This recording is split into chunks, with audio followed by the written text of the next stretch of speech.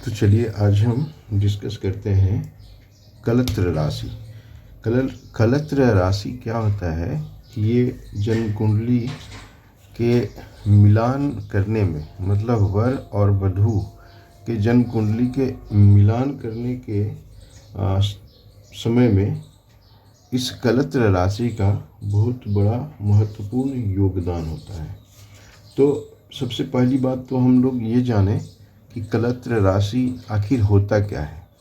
तो सबसे पहली बात है कि इसको हम कैसे आइडेंटिफाई करते हैं, कैसे ढूंढते हैं कि कलत्र राशि क्या है। तो बेसिकली कलत्र राशि कलत्र मतलब स्त्री, पत्नी, है ना। तो इसका मतलब क्या है कि अगर कोई वर का, मतलब कोई लड़के का जन्म कुंडली का विचार करना हो और उसका मिलान करना हो कोई वधू, होने वाली वधू से, तो उसमें कलत्र राशि का बहुत महत्वपूर्ण योगदान है। तो कलत्र राशि मुख्य रूप से 3 प्रकार का होता है ना। लेकिन वो क्या 3, तो कंडीशन में डिस्कस करते चलता हूँ कैसे कैसे बनता है कलत्र राशि का योग। तो सबसे पहले ये माना जाता है कि पुरुष के कुंडली का सप्तमेश जिस नवांश में हो उसके स्वामी की राशि या राशि को कलत्र कहते हैं, है ना। तो मुख्य रूप से अगर देखें कि पुरुष का कुंडली अगर हम एक बना लें कुंडली, और उसका सप्तमेश मतलब जो सप्तम भाव का स्वामी होगा, तो वो जिस नवांश में हो, है ना, उसके स्वामी को की राशि को ही कलत्र राशि बोलते हैं। तो सबसे पहले हम एक कुंडली बनाते हैं। जैसे मान लीजिए कि 2 ये लग्न स्थान है ना। 2, 3, 4, 5, 6, 7, 8, 9, 10, 11, 12 और 1 में ये मंगल, इधर शनि और केतु, इधर राहु और सूर्य, इधर बुध, बृहस्पति और शुक्र, यहाँ चंद्रमा। इस तरह से हम एक जन्म कुंडली बना लिए। अब क्या है कि इसका नवांश भी हम देखते हैं, नवांश का चक्र भी बनाते हैं। तो चलिए एक नवांश कुंडली भी हम बना लिए, और नवांश कुंडली का बहुत ज़रूरत था, तो समय बचाने के लिए ऐसा करना पड़ा।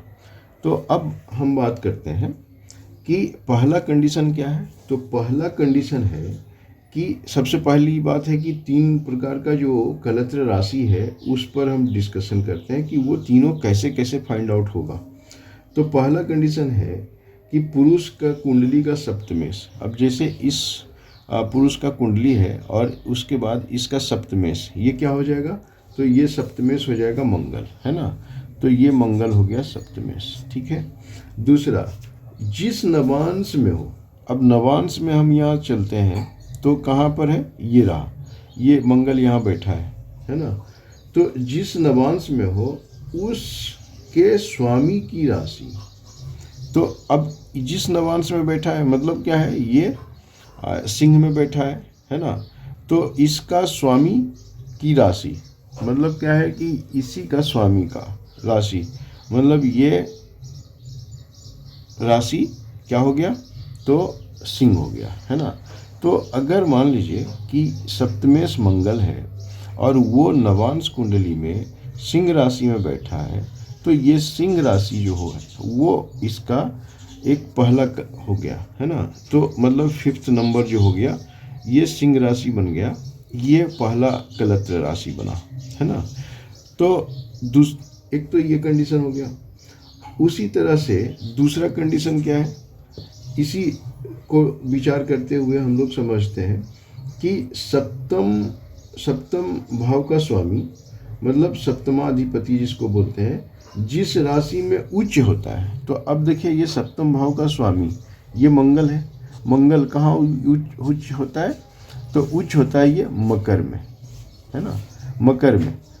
तो ये मकर में जब उच्च होता है तो ये भी एक प्रकार का कलत्र राशि का योग बनाता है, क्योंकि ऐसा फॉर्मूला होता है कि सप्तमाधिपति जिस राशि में उच्च होता है तो वह भी कलत्र होता है। तो यहाँ पर अब बात आ गई क्या, तो ये हो गया 10 नंबर, मतलब मकर, दूसरा कंडीशन में।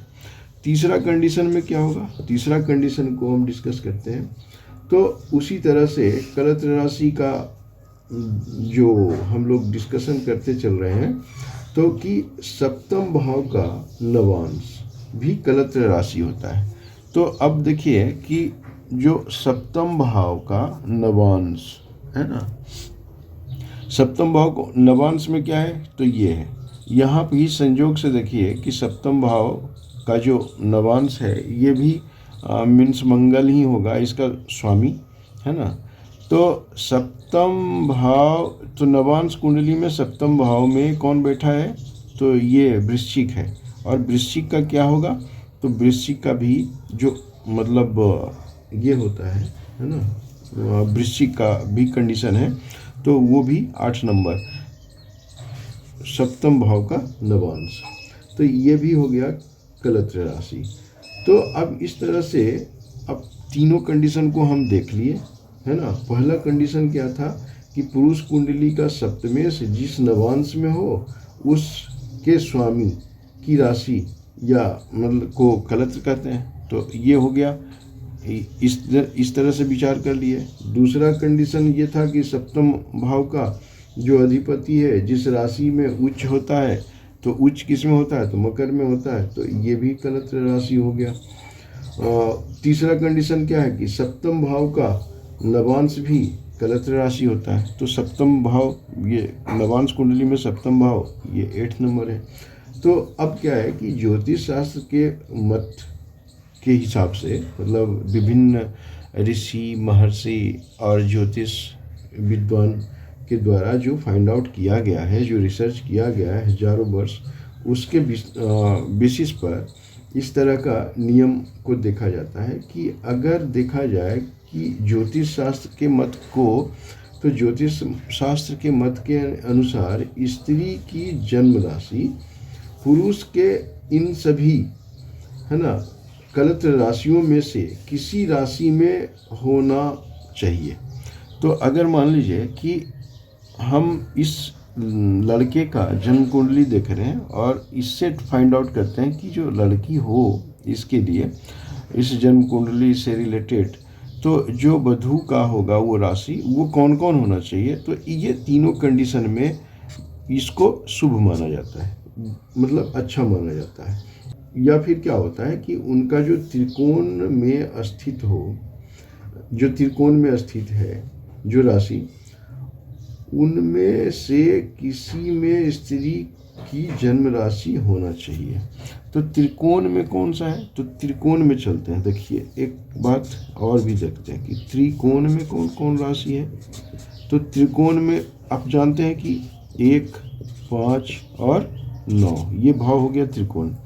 तो पहला क्या है, तो 2 नंबर है।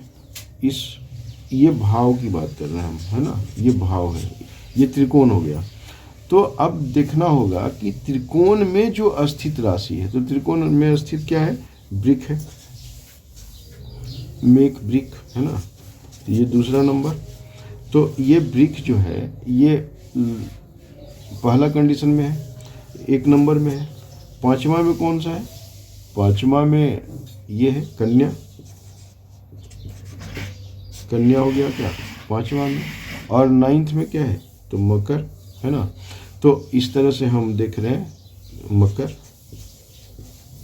ये क्या है 9th भाव में, तो त्रिकोण में।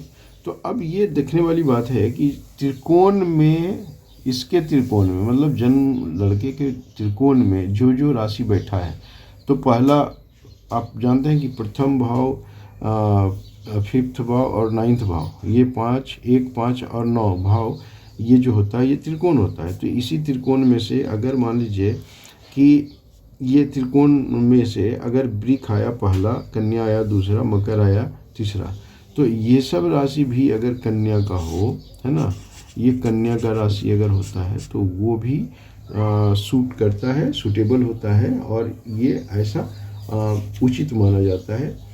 तो ज्योतिष शास्त्र का मत है क्या कि स्त्री की जन्म राशि पुरुष के उपयुक्त मतलब इन सभी गलत राशियों में से किसी राशि में होना चाहिए, या उनके त्रिकोणस्थ जो राशि हो उनमें से किसी में स्त्री की जन्म राशि होना चाहिए।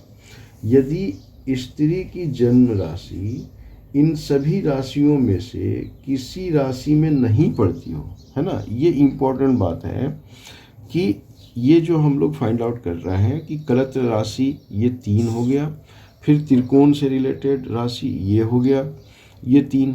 अब इन तीनों के बेसिस पर अगर देखा जाए तो अगर ऐसा उस मीन्स स्त्री का इन सभी राशि में से कोई भी अगर हो तो वो अति शुभ माना जाता है। लेकिन अगर यह इन मीन्स पत्नी का राशि इस तरह से फाइंड आउट करने पर ऐसा पाया नहीं जाता है, अगर ऐसा नहीं है तो उस स्त्री से संतान नहीं होने का भी मीन्स ज्योतिष शास्त्र में विचार माना जाता है। और जातक परिजात एक प्रसिद्ध ग्रंथ है, तो उसमें भी कलत्र राशि के सिवा कुछ सप्तमेश जिस राशि में हो या उसका त्रिकोणस्थ है ना, त्रिकोण राशि में से किसी से स्त्री का जन्म राशि होना शुभ बतलाया गया है। तो अब समझिए कि ये जो जातक परिजात है ना, मतलब एक संपूर्ण तरह से ये मीन्स बढ़िया ग्रंथ के रूप में माना गया है जातक परिजात। तो एक बात ये जानिए कि इसका भी विचार यही है कि कलत्र राशि के सिवा है ना सप्तमेश जिस राशि में हो, ठीक है, तो अगर मान लीजिए कि कलत्र तो हो ही गया और सप्तमेश जो मंगल था ये यहाँ है ना, तो ये मेष भी बन रहा है कि सप्तमेश भी जिस राशि में हो, तो अगर मान लीजिए इसका सप्तमेश यहाँ मेष में बैठ रहा है तो एक तरह से ये मेष में भी बनेगा विचार। तो ये जातक परिजात की बात कर रहे हैं, है ना। तो जातक परिजात में कलत्र राशि को भी कंसीडर किया है और उसके सिवा सप्तमेश जिस राशि में हो, तो सप्तमेश कहाँ है, मेष में बैठा है, तो ये भी हो सकता है, या उसके त्रिकोण राशियों में से किसी में स्त्री का जन्म राशि होना शुभ बतलाया गया है। तो ये तो हम लोग डिस्कस कर रखे हैं कि त्रिकोण में इन सभी राशि में। तो अब इन सभी को देखने के बाद क्या होता है कि ये हम कंसीडर करें कि क्या ये 2 नंबर भी आ गया, ये 6 भी आ गया, ये 10 भी आ गया, है ना, ये सब, और 1 भी आया, है ना। तो इतना सभी में से कॉमन क्या है, तो कॉमन एक तो मकर, इधर मकर डबल आ रहा है ना। तो मकर को हम कई जगह फाइंड आउट कर लिए कि मकर जो है वो ज़्यादा सूटेबल है।